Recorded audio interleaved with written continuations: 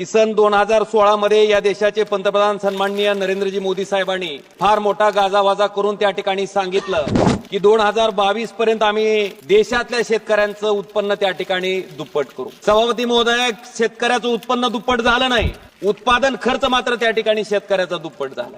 आपण बघितलं असेल, जो शेतकरी त्या ठिकाणी त्या शेतीच्या माध्यमातून स्वतःचा उदरनिर्वाह करण्याचा प्रयत्न करतो, स्वतःचा प्रपंच त्या ठिकाणी चालवायचा प्रयत्न करतो, स्वतःची लेकरं त्या ठिकाणी शिकवण्याचा प्रयत्न करतो, ती शेती कशी नुकसानीची होत चालली आहे, मला वाटतं याच्याकडे सुद्धा केंद्र सरकारनं लक्ष देणं गरजेचं। सभापती महोदय, सोयाबीनचा दर 11,000 रुपये गेला की ताबडतोब केंद्र सरकारचं लक्ष त्या ठिकाणी त्या सोयाबीनच्या दराकडे जातं। पाम तेलावरचं आयात शुल्क त्या ठिकाणी कपात केलं जातं, सोया पेंट त्या ठिकाणी आयात केली जाते आणि 11,000 रुपये क्विंटल विकलं जाणारं सोयाबीन त्या ठिकाणी शेतकऱ्याला आज 3839 रुपयानं विकायची वेळ त्या शेतकऱ्यावर आणली जाते। सभापती महोदय, कांद्याचा दर वाढला, लगेच कांद्याच्या निर्यातीवर त्या ठिकाणी